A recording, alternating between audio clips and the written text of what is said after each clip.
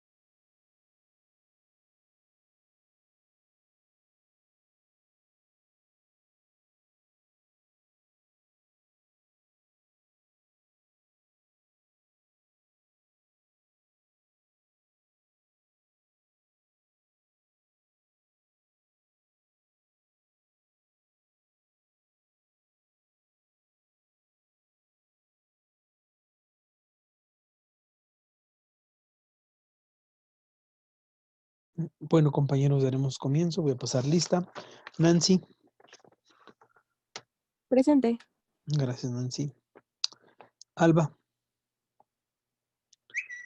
Pedraza. Presente. Gracias. Karime.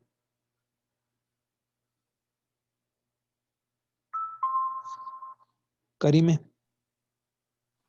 Le puso en el chat, profe, presente. Ah, ok, muchas gracias. Sí, no vi. Ya vi, ya pasó. Wendy. Presente. Gracias. Monse. Presente. Gracias, Monse. Giselle. Presente. Gracias, Giselle. Adrián Varela. Presente, profe. Gracias, compañero. Villaseñor. Presente. Gracias. Dred.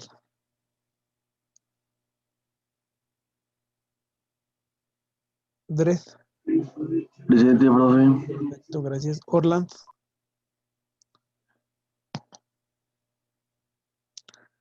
Judith. Presente, orden. Gracias, compañero. Judith. Presente. Perfecto. Nayeli.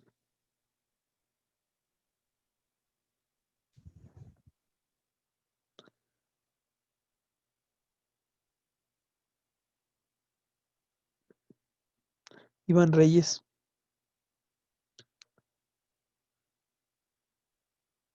Armando Ríos. Presente. De acuerdo. Geraldine. Presente. Gracias. Miranda Yáñez. Presente. Gracias. Rivero. Presente, profe. Gracias, compañero. Lisandro. Presente, profe. Muy bien. Gracias, compañeros. Muy bien. Bueno, vamos a dar comienzo, por favor, a la clase de hoy. Solo me gustaría hacer un breve comentario respecto a, bueno, algunos periodos de tiempo que ayer mencioné, pero no mencioné como yo hubiera querido explicarlos, ¿no? con ese detenimiento. Entonces voy a empezar a compartir mi pantalla. Y bueno, aquí están algunas etapas que no pude, bueno, no mencioné, olvidé mencionar con el detenimiento que yo quería. Por eso me detengo tantito aquí y voy a empezar a explicarlos muy brevemente.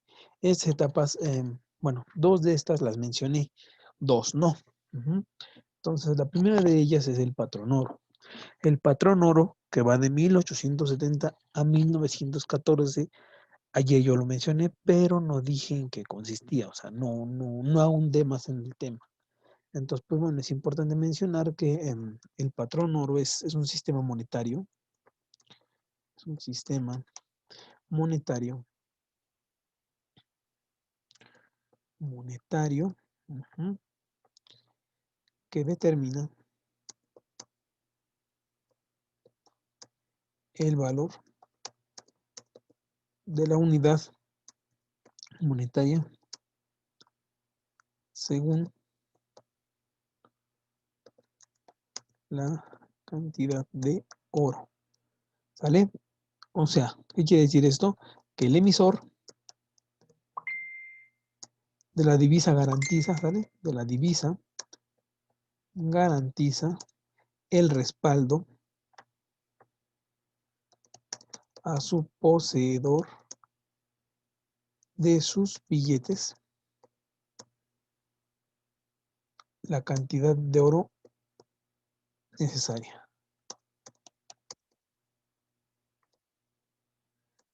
Consignada en ellos, ¿vale? Es decir, los billetes que yo imprimo o los billetes que yo tengo en circulación, las monedas que yo tengo en circulación, tengo con qué respaldarlas en oro, ¿sale? Entonces, eso es un sistema monetario que estuvo vigente hasta 1914, el patrón oro. Es importante mencionarlo para que ustedes lo conocieran. ¿Estamos de acuerdo? El patrón oro. Ahora viene lo que es el periodo entre guerras, entre la Primera y Segunda Guerra Mundial. Este periodo de reconstrucción que se da aquí, ¿no? Lo vamos a ver ahorita que empieza a compartir la presentación. Y bueno, ahí veremos algunas cuestiones.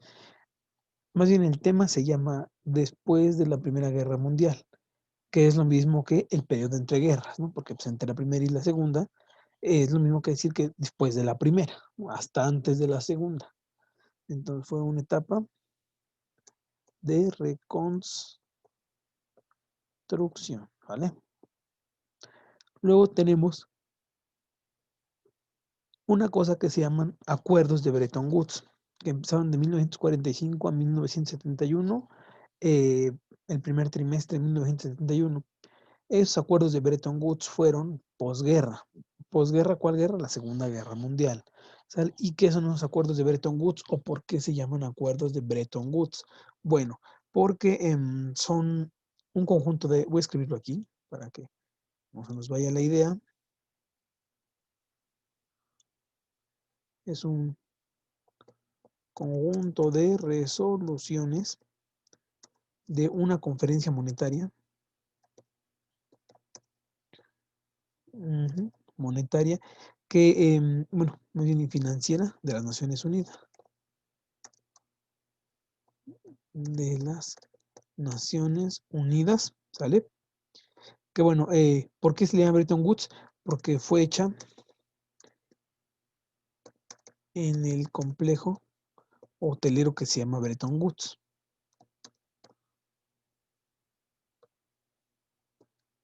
Perteneciente a New Hampshire, Estados Unidos, ¿vale?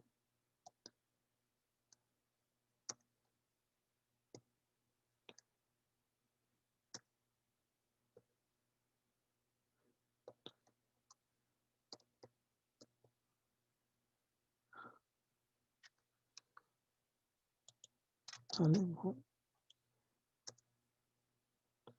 Por eso tiene ese nombre de Bretton Woods, compañeros. Y bueno, ¿qué establecía? Las nuevas reglas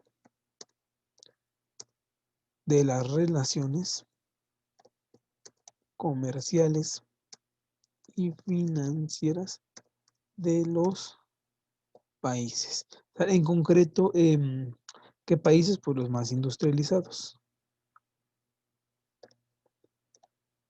¿Vale? ¿Estamos de acuerdo? Los más industrializados del mundo.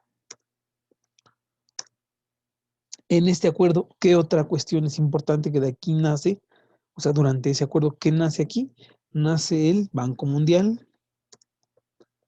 ¿Vale? El Banco Mundial, ustedes saben, la función que tiene, y del Fondo Monetario Internacional.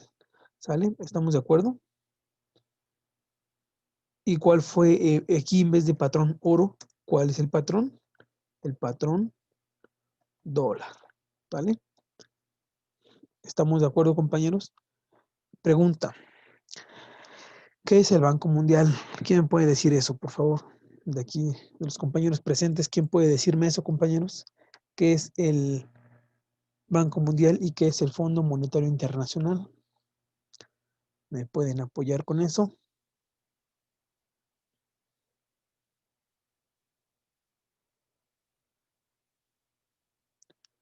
Compañeros, ¿me pueden apoyar con eso? ¿Cuál fue el segundo que dijo? ¿Qué es el fondo, qué es el Banco Mundial y qué es el Fondo Monetario Internacional? Que les dice que son las dos instituciones que se crearon, o más bien que son producto de los acuerdos de Bretton Woods. Entonces yo les pregunto, ¿qué función tiene cada uno? Lo hemos mencionado.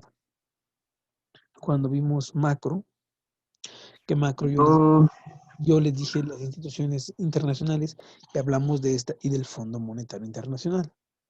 Entonces yo les pregunto, ¿qué es una y qué es otra?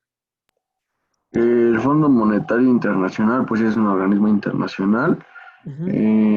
Establecieron las Naciones Unidas y ayuda a que al buen funcionamiento de la economía mundial.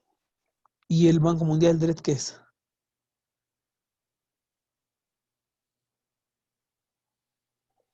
Igual es una organización, bueno, no internacional, es multinacional y está especializada en las finanzas y asistencia a los países. Ok, a los países en vías de reconstrucción o países que necesiten alguna política. Les ayuda con préstamos, ¿verdad? Del Banco Mundial. El Fondo Monetario ayuda a países en situación o en vías de desarrollo. Perfecto, muy, muy bien.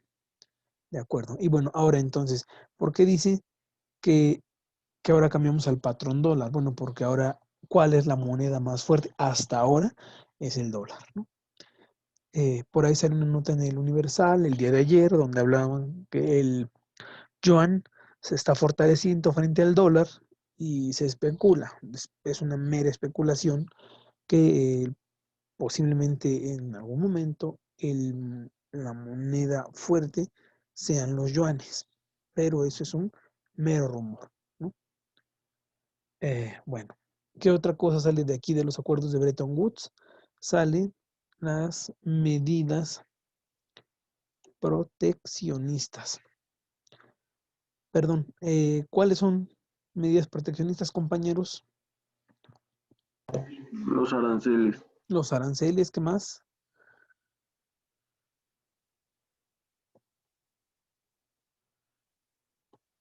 ¿Eso también o no?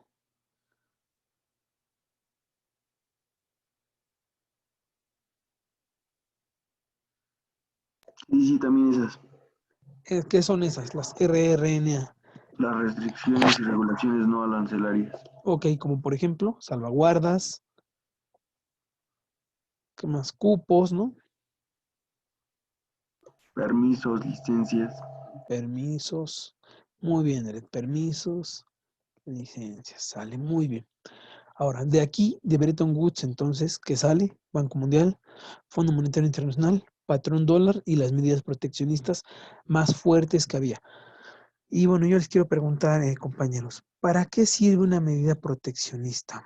A ver, esa pregunta se la voy a dirigir a alguien, bueno, a dos personas, y quiero que me digan por qué creen o cuál creen que es el origen de una medida proteccionista, o más bien con qué fin nace una medida proteccionista.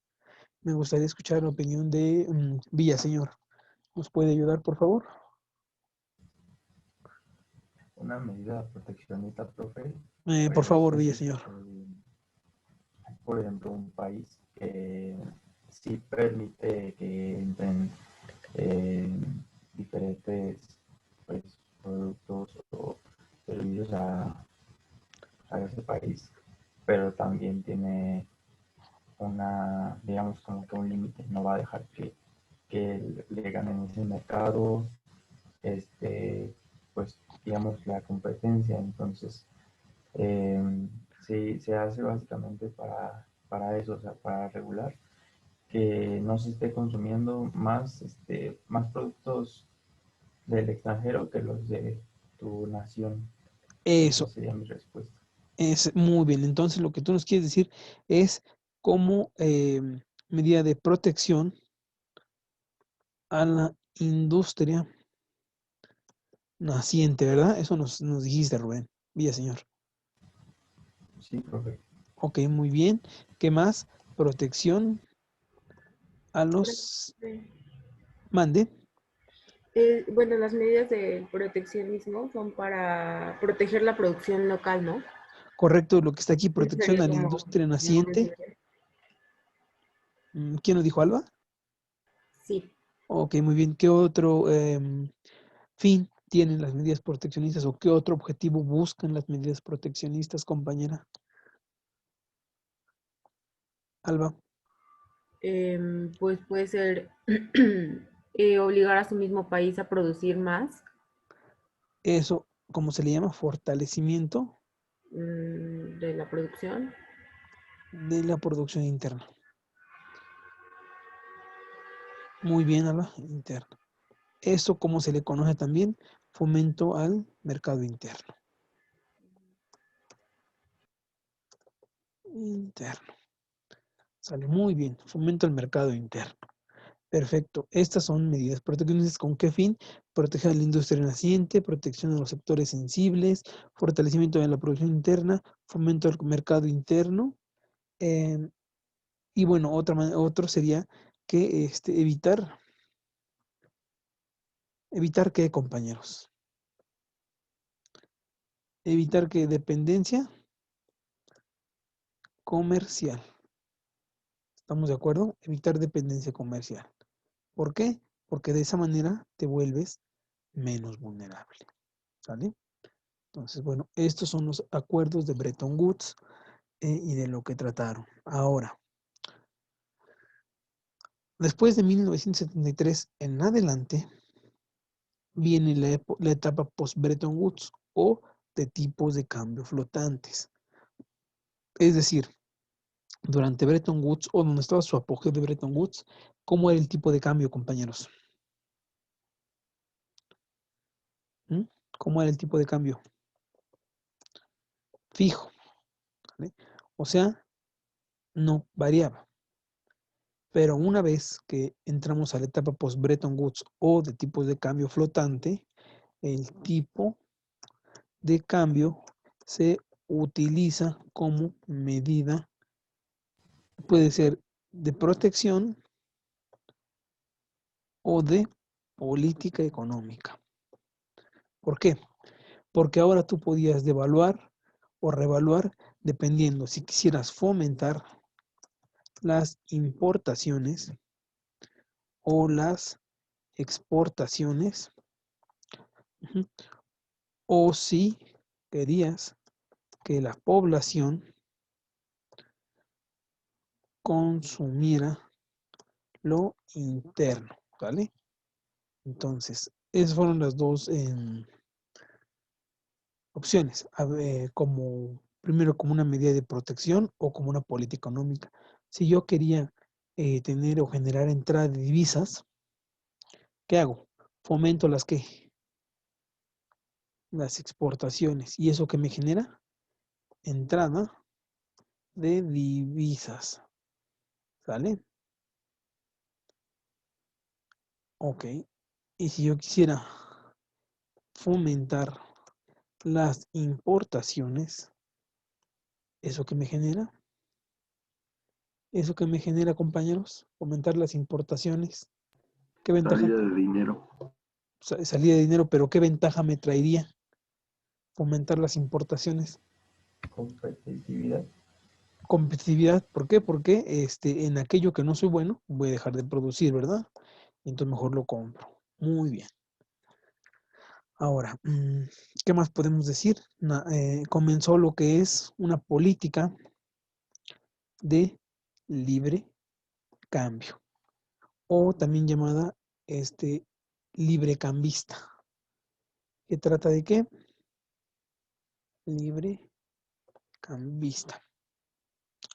Que se trata en la que tú puedes, en apariencia, tener libre intercambio de bienes y servicios con el con el rest of world, ¿no? Con el resto del mundo. ¿Vale? Entonces, una política de libre cambio, librecambista, libre intercambio de bienes y servicios. ¿Esto con qué finalidad? Compañeros, ustedes de comercio internacional, ¿cuál creen que sea el objetivo de una política de libre mercado o de libre cambio?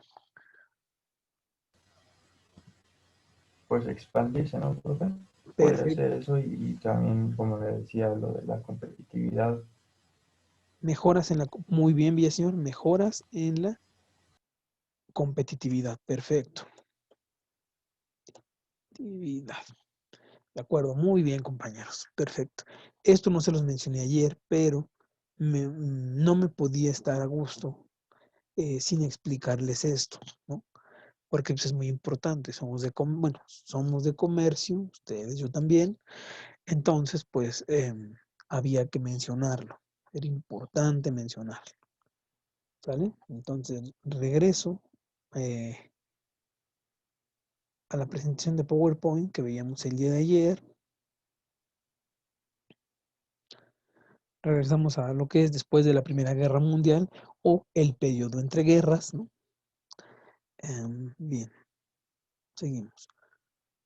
Bueno, esta guerra, ¿qué supuso? O más bien ayer comentábamos que era una guerra, que era un movimiento armado con un conjunto que lo integraban en un conjunto de batallas, ¿no? Entonces, bueno, la guerra que supuso la dislocación del sistema económico internacional que se tenía durante el siglo XIX. ¿Okay? Luego, tras la guerra, la comunidad internacional no fue capaz de restaurar el viejo orden internacional, pero tampoco pudo generar un orden estable, es decir, había mucha inestabilidad económica, inestabilidad política, un ambiente de tensión, ¿vale? Ahora, si lo comparamos el periodo de entreguerras con la segunda mitad del siglo XIX, vamos a encontrar tres aspectos importantes. En primer lugar, hubo menor crecimiento económico y mayor inestabilidad. Luego hubo relaciones económicas internacionales menos fluidas, por esto mismo por la cuestión del bioterrorismo, o sea, de que se pensaba que a lo mejor algún país era capaz de enviar bombas biológicas en sus productos, ¿no? O cuestiones de invasiones o así, entonces, por lo tanto, las relaciones comerciales eran pocas y con socios bien identificados. O sea, no se podía comparar con los enemigos ni con países con los que existiera desconfianza. Ahora, las políticas económicas liberales fueron en retroceso y los gobiernos comenzaron a intervenir más en la vida económica. ¿Por qué? Porque necesitaban encontrar esa estabilidad. Y el que podía brindarles esa estabilidad era el gobierno. No se le puede dejar a la economía que solita tomara sus decisiones porque veníamos de un periodo de guerra, ¿no? Entonces, en lo que se encontraba esa estabilidad, pues entró lo que es el gobierno en la economía. Cosa curiosa, en 1919 tenemos a un ícono de la economía, a John Maynard Keynes, y uno de sus ejes de Keynes era que el Estado debía intervenir activamente en la economía de un país. Entonces se tomaron las medidas keynesianas de intervencionismo y el gobierno pasó a ser un ente activo en la economía, un agente más de la economía. No solo había los compradores y vendedores, sino ahora también el gobierno era el árbitro. ¿Vale?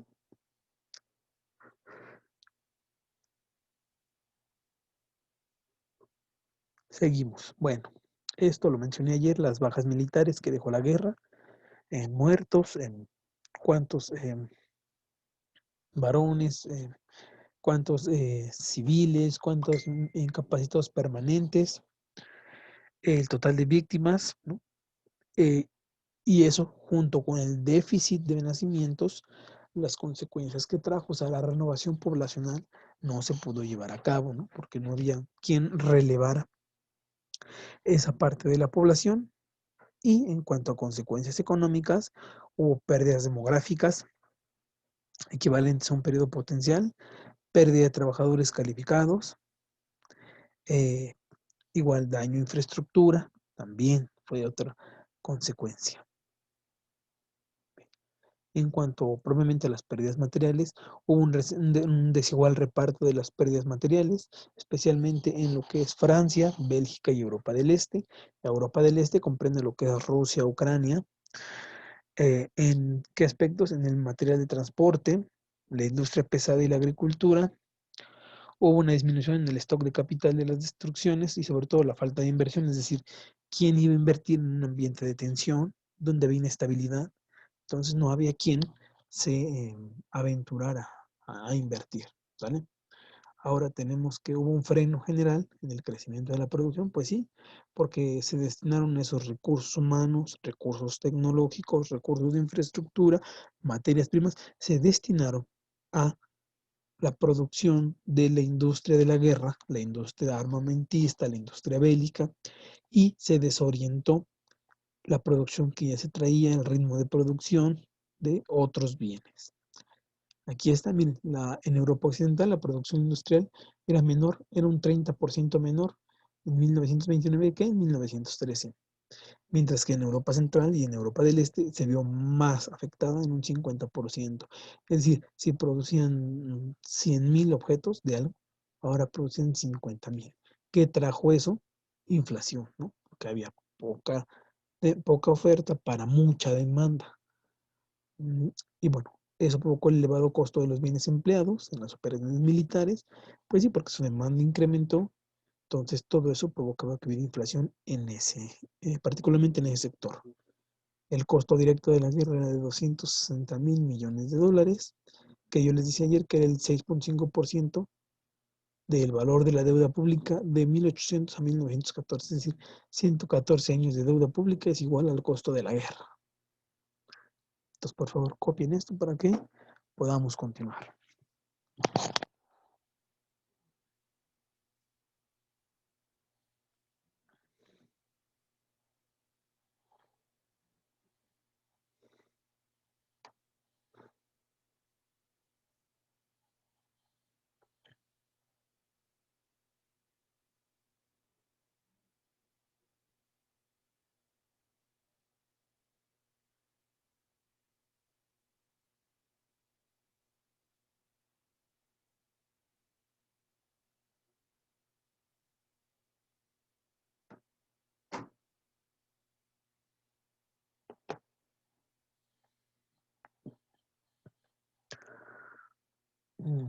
Bueno, seguimos.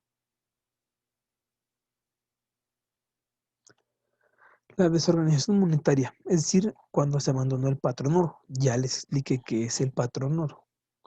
Bueno, el gasto bélico que trajo consigo un aumento del gasto público. ¿En qué sentido? En que ahora el gasto público, en primer lugar, se orientó a la industria armamentista. Y no solo se orientó allá, sino que se incrementó.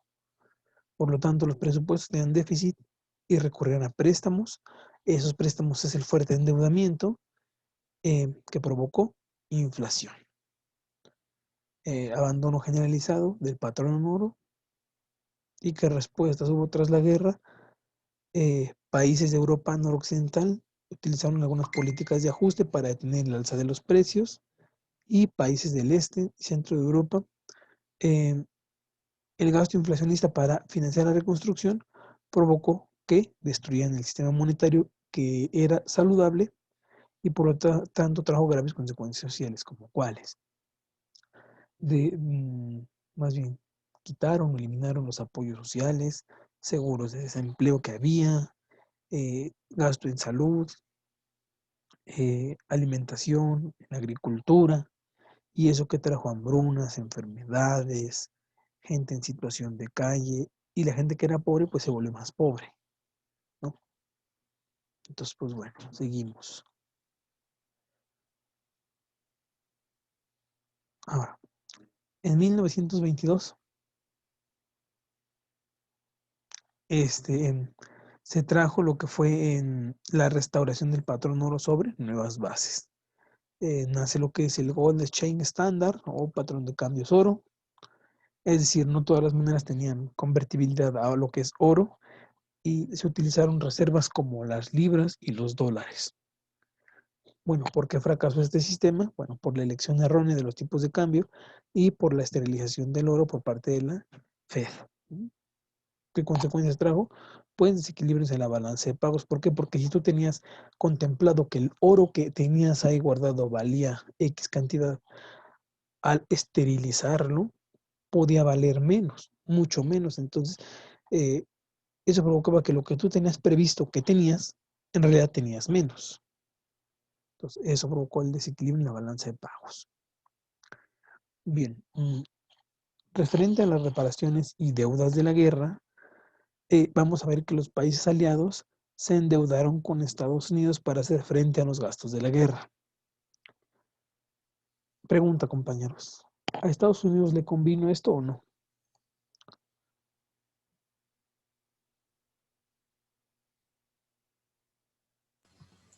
Sí, ¿no, profe? Sí le convino. ¿Por qué le convino, Villaseñor? Porque pues ya le estaban, por así decirlo, reparando los daños. Y aparte, cuando alguien se endeuda contigo, ¿tienes tu dominio sobre él o no? Sí, y podría decirse que hasta podría utilizarse como un chantaje, ¿no? Eso. Exactamente como un chantaje, es decir, tú tienes influencia sobre ellos, además de que tienes métodos de cómo controlarlos, ¿no? Muy bien. Entonces, ¿a Estados Unidos sí le convino la guerra? Sí. Y ahí les va un dato. Hay diferentes economías. Cada país tiene alguna medida económica para fomentar su economía interna. Pues bueno, hay un tipo de economía que se le llama economía de guerra. ¿Qué es la economía de guerra? Es justamente eso, provocar una guerra. ¿Para qué? Para fomentar tu mercado interno. Entonces, eso se le llama economía de guerra. El concepto así se llama economía de guerra y es cuando tú provocas una convulsión violenta, unas revueltas en periodos de autarquía y de esta manera que dices tú, bueno, ya está la guerra, yo me encargo de fomentar mis sectores del metal, el sector de las armas, el sector de los minerales y materiales para todo eso de la construcción de armas, de tanques de guerra. Entonces, de esa manera echas a andar tu, eh, tu sector que a lo mejor estaba estancado, ¿no? O si tus stocks ya eran muy grandes de material de acero, por ejemplo, pues con esto tienes el pretexto perfecto para producirlo. Generas empleos, generas divisas y entradas para tu país, ¿vale? Entonces, pues sí, si les convino a los abastecedores de esta guerra, sí les convino la guerra. Por supuesto que les convino, porque además ni la guerra era contra ellos, pues ellos no iban a pelear, nomás iban a abastecer. Por lo tanto, sí le convino. Bueno, para poder pagar sus deudas, exigieron a Alemania el pago de unas reparaciones de guerra muy elevadas. Es decir, Alemania perdió y todavía tuvo que pagar. Y es que así es.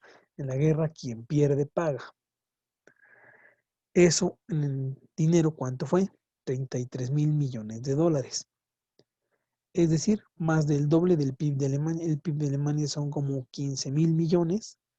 Tuvo que pagar el doble de su PIB, más un poquito más incautaciones en especie, como todo su oro que tenían en Estados Unidos. Entonces, como fianza o como, digámoslo así, para asegurar que iban a pagar como depósito, se le incautó este recurso.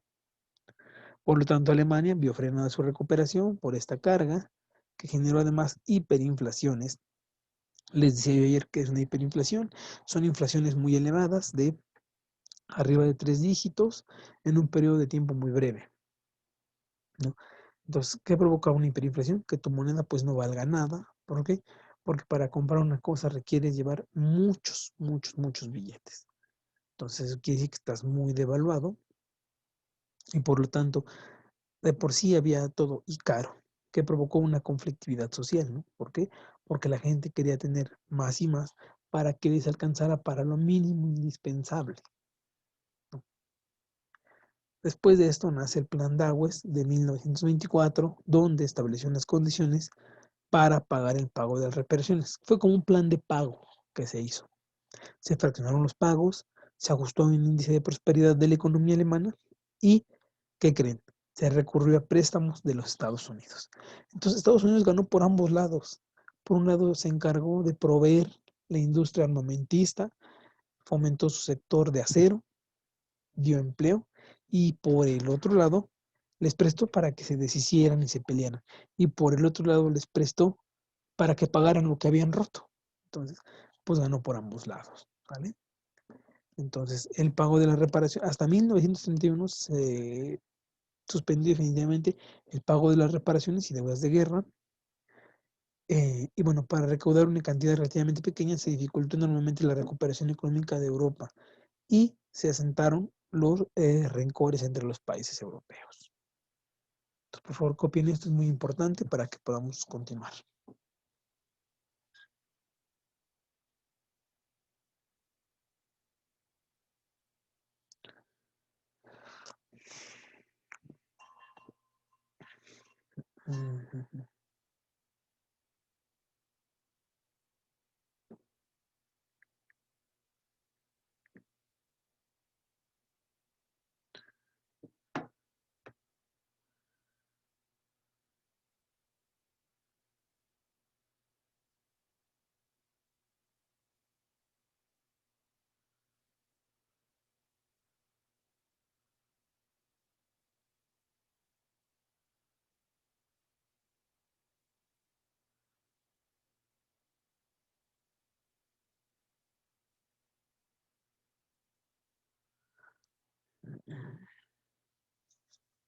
Me dicen en cuanto podamos continuar, por favor.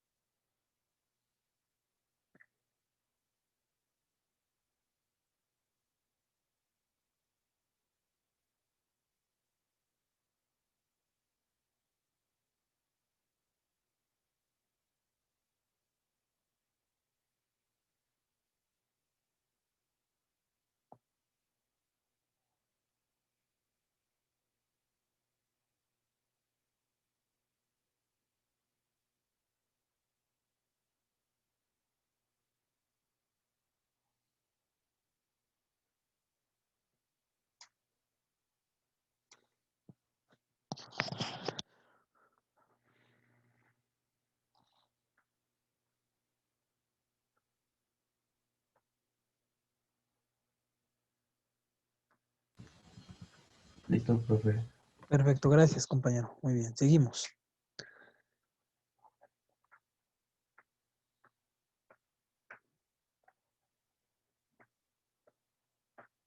Bueno, ¿qué efectos trajo esta guerra sobre los países neutrales? O sea, aquellos que no participaron como entes activos, ¿no? Primero, o el impacto más visible e inmediato fue el pánico financiero. Es decir, si yo tenía invertido mis recursos en países en condición de guerra, ¿qué iba a pasar con ese dinero? O si tenía infraestructura física y fue destruida, ¿qué va a pasar? ¿No? Eso fue lo primero. Lo segundo, dificultades en el transporte. Como estaban dañadas las vías de comunicación, el comercio internacional se vio frenado. No estaban en condiciones prósperas o aptas para el libre circulación de vagones de tren, por ejemplo, o ferrocarriles. Las carreteras estaban dañadas. eh, o, por ejemplo, los aviones era peligroso que volaran. ¿Por qué? Porque tenían miedo a ser derribados. Eso provocó dificultad en el transporte. Entonces el transporte se vio mermado, disminuyó y por lo tanto incrementó sus costos. Y eso, pues a fin de cuentas, afecta el comercio internacional, ¿no? Porque se hace más caro mover una mercancía. ¿Qué efectos positivos trajo? Bueno, trajo el efecto conocido como sustitución de importaciones, que es el modelo EASY o incremento de las exportaciones, y por lo tanto eso tuvo especial desarrollo en qué países, en los países extraeuropeos, especialmente en América Latina y en las colonias del Imperio Británico. ¿Cuáles fueron los efectos negativos? Inflación, o sea, es decir, subida en los precios, en el nivel general de precios, escasez de materias primas y medios de transporte, lo que yo les decía, obviamente si no había cómo transportar la mercancía, no estaba la mercancía en el lugar que se iba a ocupar, ya sea como bien intermedio, como bien final, por lo tanto provocaba escasez y esa escasez provocada por la falta de medios de transporte o infraestructura de transporte, que hacía que fuera muy caro y que todo llegara con mucho retraso de tiempo. Y bueno, hubo algún otro desarrollo, pues dañado de ciertas actividades, como por ejemplo la cuestión agrícola, en este caso la cuestión de la manufactura, el acero, pues el acero había sido ocupado para hacer armas. Si había otros usos para el acero, no se pudieron llevar a cabo del todo del 100%. ¿Por qué? Porque ese oro ya había sido utilizado. Es decir, esa materia prima yo ya me la había acabado. Entonces, por favor, apunten esto, es importante.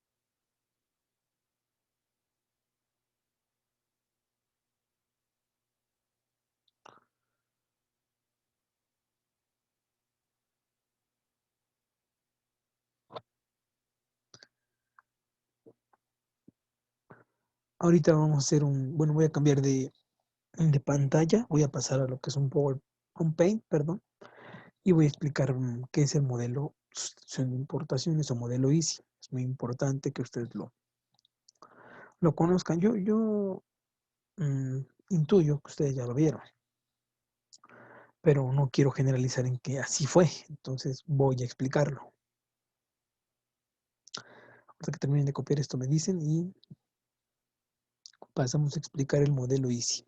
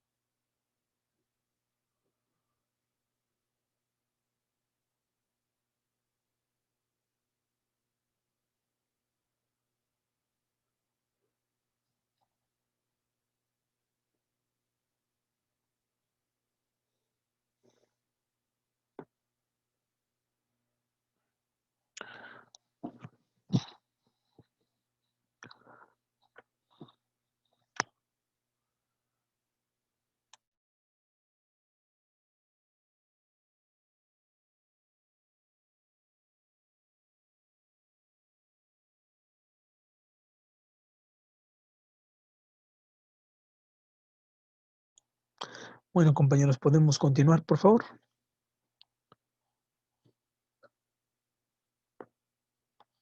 Sí, podemos continuar.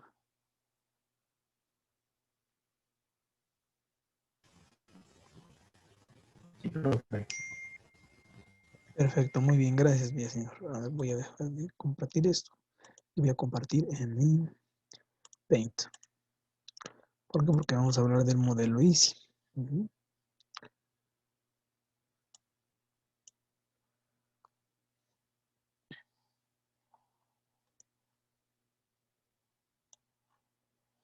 Aquí está. Bien, yo les decía que había un modelo que se llama modelo Easy. Pregunta, ¿alguna vez han escuchado hablar de eso? ¿Del modelo Easy?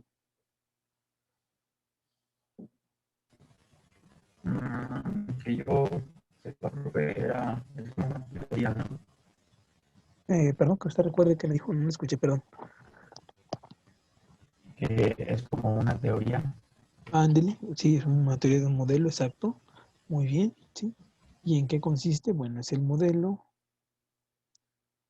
Easy, que significa industrialización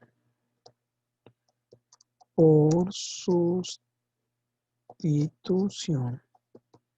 de importaciones. De ahí su nombre. Bueno, ¿y en qué consigue? ¿En qué consiste? Bueno, es una teoría económica que sostiene que un país para lograr su desarrollo debe transformar sus materias primas en lugar de exportarlas, ¿sale? De exportarlas.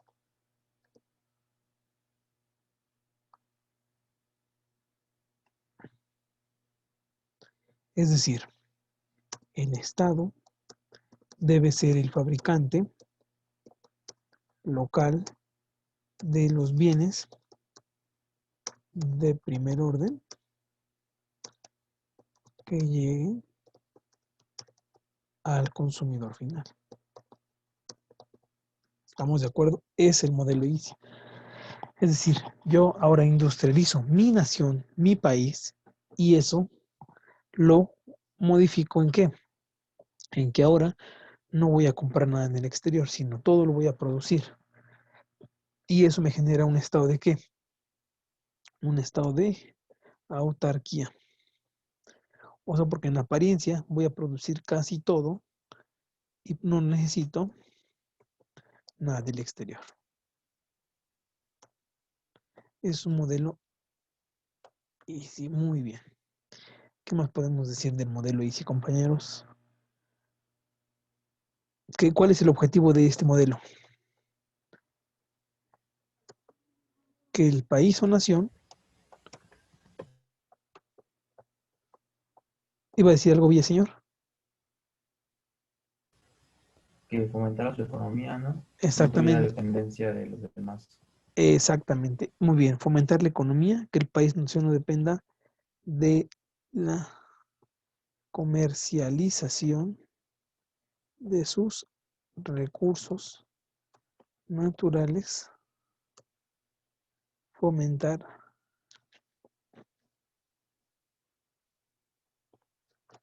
la industria local, ¿qué más?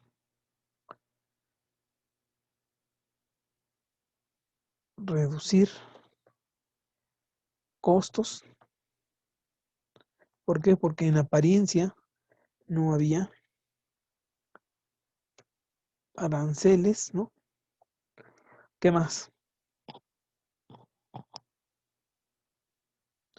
¿Qué más, compañeros?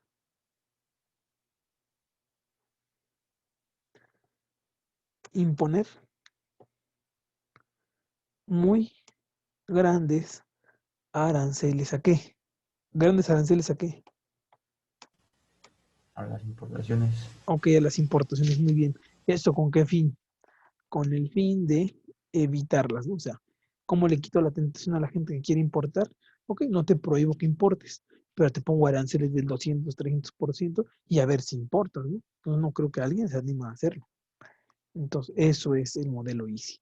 ¿Qué más podemos decir del modelo Easy, compañeros? ¿Qué otra cosa podemos mencionar del modelo Easy? Bueno, que cayó lo que es la RRI, ¿no? RRI, que es la relación real de intercambio. ¿Qué quiere decir esto? Que el precio promedio de sus exportaciones había disminuido en relación a la tarifa pagada por sus importaciones. Eso es la RRI. Muy bien, entonces, a grandes rasgos, esto es el modelo Easy en lo que consiste. Obviamente, demostró no ser lo que se esperaba y poco a poco se fue abandonando.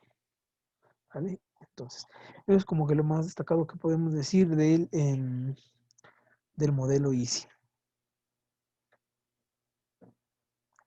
Ahora, vamos a ver cuáles fueron las principales medidas, ¿no?, para la industrialización por el modelo Easy.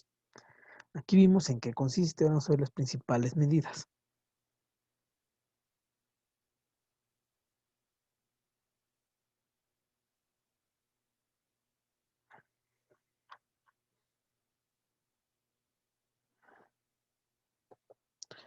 Principales medidas del modelo Easy. Bueno, en primer lugar tenemos lo que son los subsidios. ¿Qué son? Son apoyos económicos. ¿Que brinda quién? ¿Quién brinda los subsidios? El Estado, ¿verdad? Ok. Muy bien, ¿qué más? Barreras. Es decir, altos aranceles a las importaciones. ¿Qué otra cosa? Tipo de cambio intervenido. ¿Qué quiere decir eso? Que si el precio, por ejemplo, de la moneda se mantenía alto, los exportadores recibirían más por sus ventas, ¿vale? Valía más. Tipo de cambio intervenido. ¿Qué otra cosa? Planificación. Planificación centralizada. ¿Qué quiere decir? Que el Estado decide qué sectores son clave. Qué sectores son clave y los financiará. ¿Cómo lo pueden financiar? Obviamente con recursos o con beneficios fiscales, ¿vale? ¿Qué son beneficios fiscales? Pues pagar menos o no pagar impuestos. Es un fomento que se le da a lo que es la parte empresarial. Son las principales medidas que tenemos.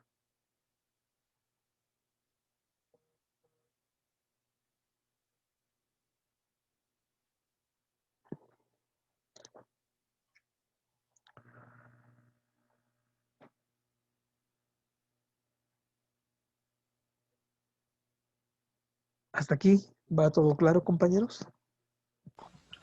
Todo bien, profe. ¿Todo bien? ¿Seguros? Sí. Seguro. Muy bien. Muy bien, compañeros. Bueno, seguimos. Por último, vamos a ver las dos fases del modelo Easy. El modelo Easy se compone de dos fases y ahorita voy a explicar cuáles son esas dos fases.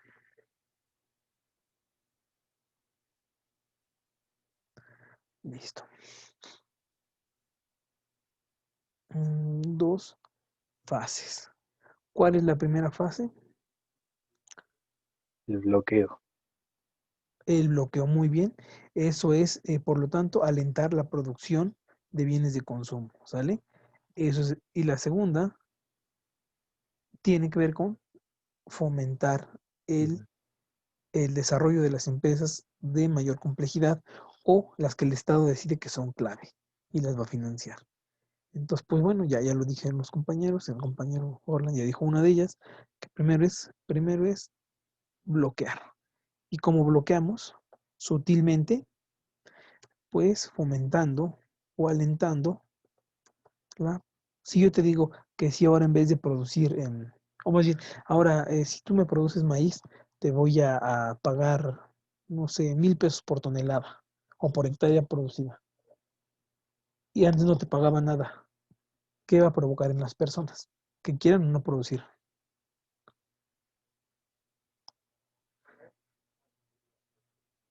Compañeros, A ver, otra vez, profe. compañeros, ¿Puede volver a repetir, por favor?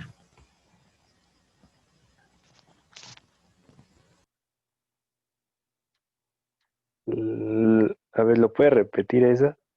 perdón, no le escuché, Villaseñor.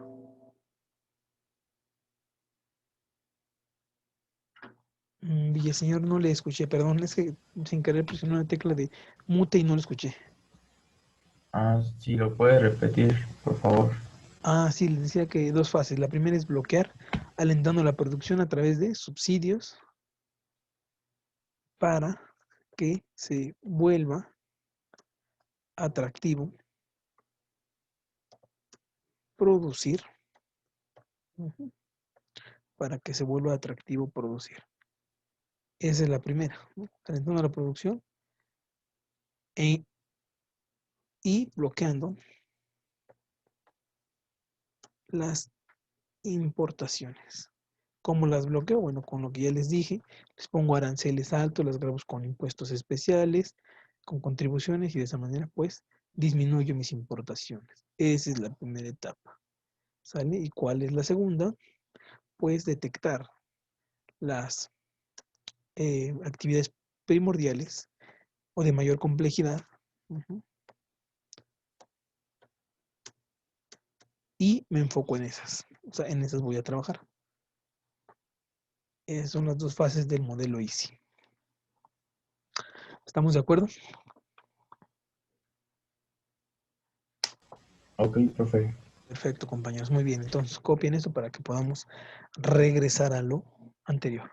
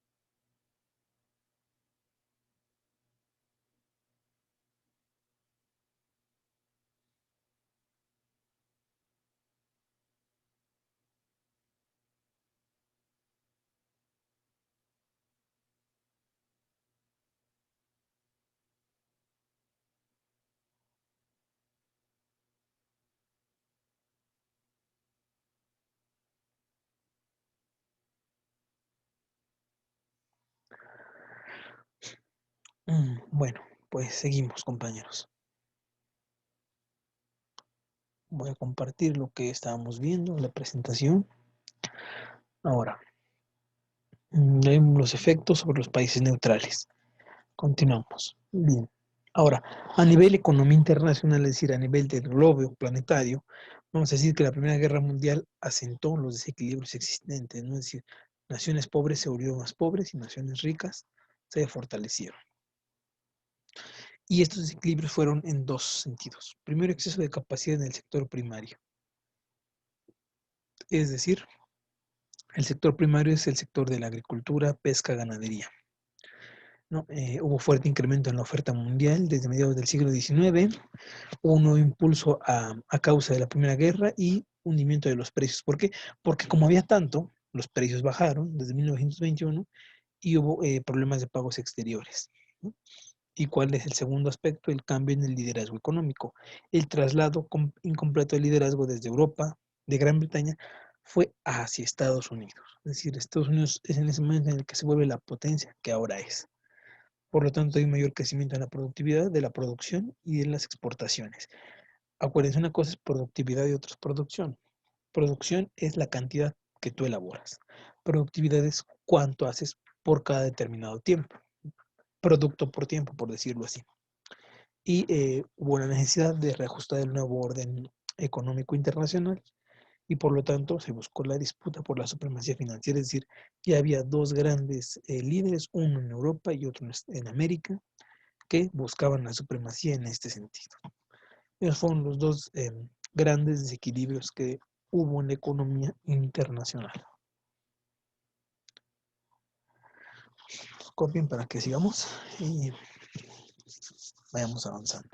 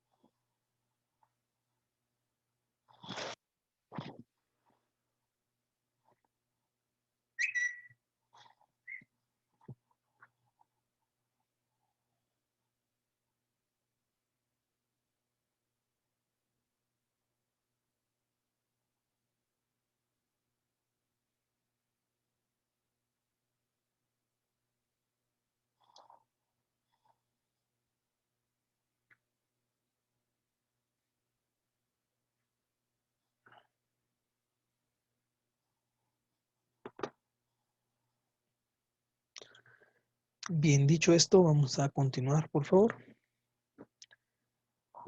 Bueno, durante los años 20, ¿qué trayectoria siguieron algunos países? Bueno, en primer lugar hubo estancamiento en lo que es Gran Bretaña, en el Reino Unido, con la vuelta al patrón oro, con el tipo de cambio de la preguerra, o sea, antes de la guerra.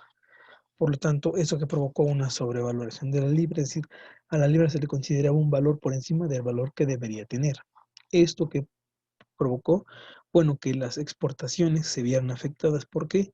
Porque resultaba muy caro para los países importadores comprar mercancías. Dicho de otra manera, las exportaciones nuestras eran muy caras para ellos. Por lo tanto, hubo que aplicar medidas deflacionistas, o sea, bajar los precios, y eso propició un lento crecimiento económico y elevadas tasas de paro. ¿Qué es una tasa de paro? Pues es una tasa de desempleo que sufre una determinada economía. En este caso eran tasas del 7 al 11%, una tasa, por decirlo así, grande, elevada. Luego tenemos lo que es la estabilización monetaria y el crecimiento económico de Francia. Aquí podemos mencionar que bueno, se estabilizó monetariamente en 1926, devaluando el franco. ¿Y qué consecuencias trajo o cuáles fueron las consecuencias que trajo? El relanzamiento de las exportaciones, al haber muchas exportaciones, es decir, que había producción que se estaba mandando al extranjero, propició que se contrataran gentes, eso provocó que disminuyeran las tasas de paro y por lo tanto el crecimiento se vio muy intenso. Estados Unidos, por su parte, se expandió, tuvo un fuerte crecimiento económico, sobre todo en el sector industrial, de casi el 50%, entre 1922 y 1929, justo antes del crack del 29, basado en que nuevos productos, nuevos procesos de producción y nuevas formas organizativas. Todo esto refleja en la productividad y competitividad. Hubo motores de expansión en sectores como la construcción, la automoción y en la parte de la industria eléctrica. Caso contrario, en Alemania, ahí tuvieron la tragedia de vivir un proceso de hiperinflación en los primeros años 20. Fue su, por decirlo así, su desgracia. Hubo una creación de una base monetaria con base en el plan de Estados Unidos, en el plan Dewey, que ya hablé de él, y una recuperación a partir de 1925. Con créditos norteamericanos, es decir, ahora Estados Unidos financiaba, prestaba a los países europeos. Y esto fue ya en 1928, ¿no? Cuando sucedieron esos préstamos, antes de la crisis del 29. Por favor, tomen nota para que podamos avanzar.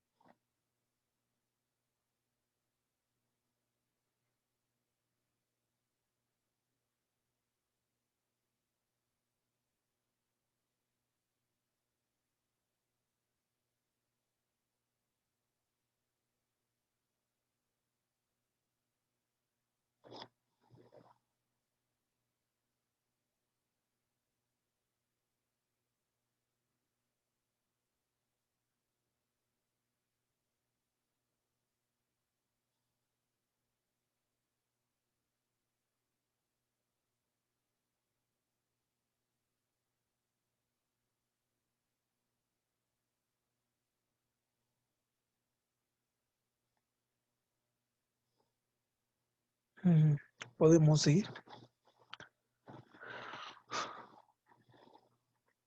¿Puedo continuar, compañeros? Claro, profe. Perfecto, muchas gracias. Bueno, seguimos entonces. Ujú. Bueno, continuamos. Ahora, posterior a la guerra, hubo que reorganizarse territorialmente Europa. Aparecen nuevos estados de lo que eran los grandes imperios. Aparece Alemania, Austria, Hungría y Rusia, ¿no? ¿Qué consecuencias trajo consigo? Bueno, una mayor fragmentación del mercado europeo, es decir, había más barreras aduaneras y monedas nacionales. ¿Por qué? Porque eran más países, ¿no? A lo mejor antes había, no sé, 8, pero muy grandes. No es lo mismo que ahora hubiera, no sé, 14 o 13, ¿no? Entonces, más países, más monedas, más barreras arancelarias, más barreras de libre tránsito, y eso provocó la quiebra de las anteriores líneas de comunicación y de vínculos comerciales. ¿Por qué? Porque se estaba formando un nuevo orden. Ahora había que negociar con otros países, con otros gobernantes, y muchos territorios no solo se tuvieron que reconstruir tras la guerra, sino crear economías nacionales. Otra vez volvemos a lo mismo, modelo Easy, fomentar su economía, crear empleos, echar a caminar su infraestructura, ¿no? Como renacer después de lo de la guerra, ¿no? Entonces, eso fue lo que pasó. Ahora, si hacemos un comparativo entre Alemania y Francia, Alemania fue quien ganó la guerra, pero quien la perdió fue Francia en cuestión de Europa y de sus daños. Vamos a ver que Francia tuvo en total de ciudades y pueblos y aldeas destruidas 1660, mientras que Alemania ninguna. Total de casas destruidas, casi 300.000 en Francia, en Alemania 12. Total de kilómetros de vías férreas destruidas, 7.800 kilómetros. En Alemania, ninguno. En kilómetros de carreteras destruidas, casi 53.000 kilómetros, mientras que en Alemania, ninguno. Y total de fábricas destruidas, 21.000 casi. En Alemania, ninguno. Es decir, ¿quién fue el pagador de esta guerra? Pues claramente podemos ver que fue Francia, ¿no, compañeros? Por favor, esos datos que están aquí, yo considero que son muy importantes y que ustedes deben de registrarlos.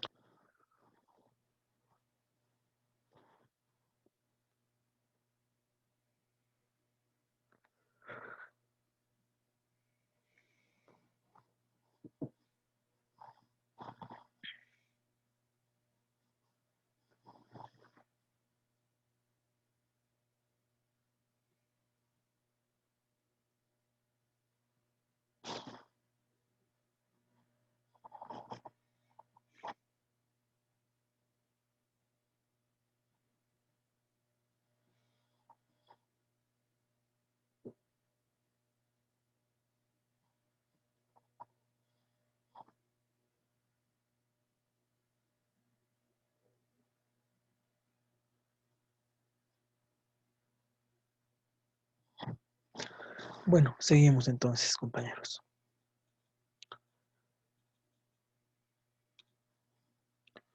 Ahora, haciendo un breve resumen entre el periodo entre guerras de 1919 al 39, o sea, sus 20 años, que es el periodo entre guerras, primero tenemos que en 1919 se firmó el Tratado de Versalles, que dio fin a la Primera Guerra Mundial.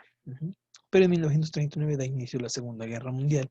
De aquí que podemos decir quiénes fueron los responsables de la Segunda Guerra Mundial. Fueron en 3 líneas. Primero, el fascismo italiano, a través de su representante Mussolini, en la ciudad de Roma. Por su parte, el nazismo alemán, que fue representado por Hitler en la ciudad de Berlín, de los famosos países del eje, y tenemos el militarismo japonés, por Hirohito, en la ciudad de Tokio. Ellos 3 son los responsables que vamos a ver en la diapositiva que sigue, fueron los responsables de lo que fue la Segunda Guerra Mundial.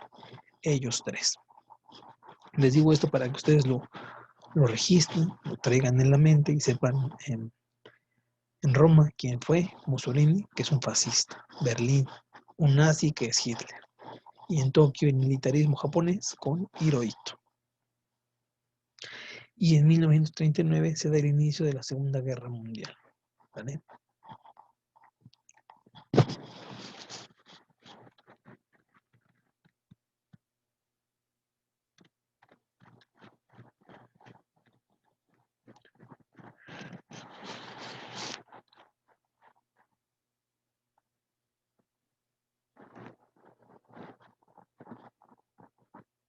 Apunten este mapa, es un buen resumen previo a la Segunda Guerra.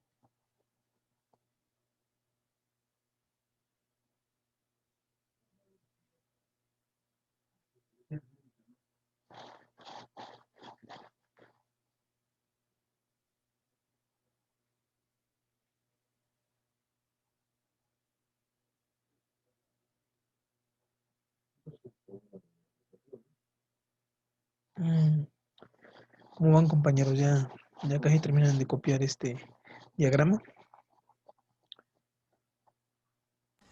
Sí, ya, profe. Perfecto, muchas gracias, Villaseñor. Seguimos entonces, ¿no? Bueno, tenemos ahora, después de la Segunda Guerra Mundial. Bueno, vamos a ver los antecedentes previo a esta Segunda Guerra Mundial, que duró de 1939 a 1945. ¿Cuáles fueron los antecedentes? Bueno, en 1933 tenemos que Hitler llegó al poder en Alemania. En 1934, Alemania reinicia su rearme. En el 35, Alemania ocupa la región de la Sarre. Y bueno, un año después se firma el Pacto de Acro, que es un pacto de ayuda mutua entre Alemania e Italia. Acto seguido, en el 38, Alemania y la URSS firman un pacto de no agresión o pacto Molotov. Hasta que Alemania invade a Polonia el 1 de septiembre. Invade lo que es Noruega, Dinamarca, Holanda y Bélgica. Y es así como inicia la Segunda Guerra Mundial, con la invasión a estos territorios.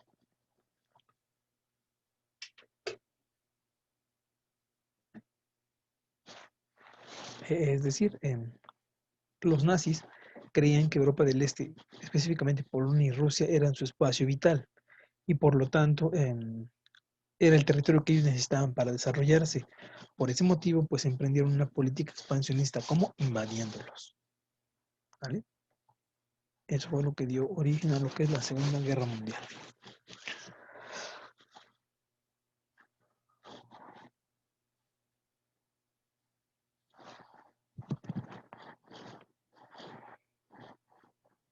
Anoten estas fechas muy importantes. Todas las fechas que yo les voy dando son fechas que ustedes tienen que ir llevando la cronología de los sucesos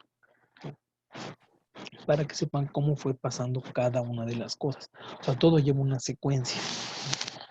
Eso quiero que entiendan, que todo lleva una secuencia. Y cada suceso tiene un por qué sucedió. Un inicio y un objetivo por el cual pasan las cosas, compañeros. ¿Sale?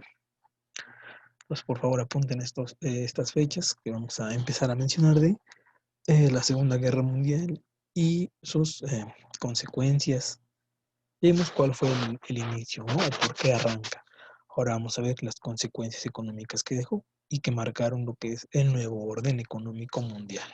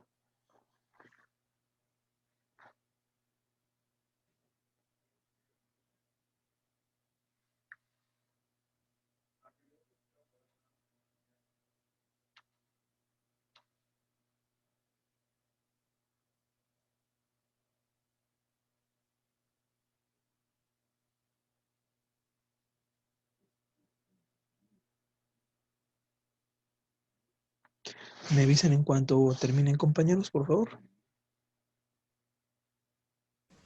Ya está, profe.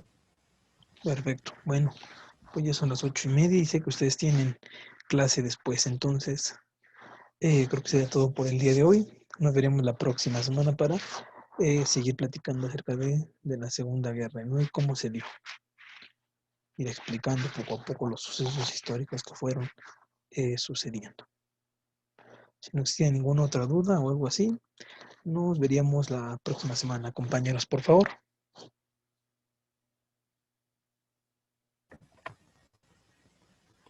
Gracias, profe. Tenga buen fin. Gracias, profe. señor. Buenos días. Buenos días. Excelente día. Excelente día Gracias, para profe. ustedes. Gracias, Geraldine. Hasta luego. Hasta luego, profe. Excelente día. Hasta luego, Alessandro. Excelente día. Gracias. Gracias, profe. Gracias, Varela. Cuídate.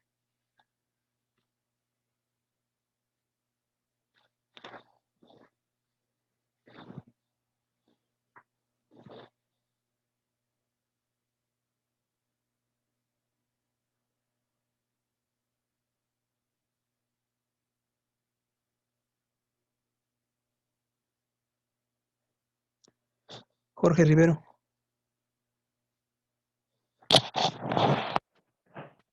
Jorge Rivero. Mande, profe. Bueno, le iba a comentar, no se pudo por su asistencia del día de ayer, me comentaron y no hay ningún problema. Ah, sí le comentó el profe. Sí, siempre el profe es muy puntual en todos los sentidos y nos indicó, bueno, por mensaje personal, que usted tiene una situación que atender y no iba a poder estar, entonces para que no hubiera problema por su falta el día de ayer. Bueno, profe, sí, muchas gracias. No, Y voy corriente entonces. por favor, comunicarse al corriente y estamos en comunicación. Sale, pues. Sí, profe, Gracias. gracias. No, usted cuídese mucho, hasta luego. Gracias, Hasta compañero. luego. Hasta luego.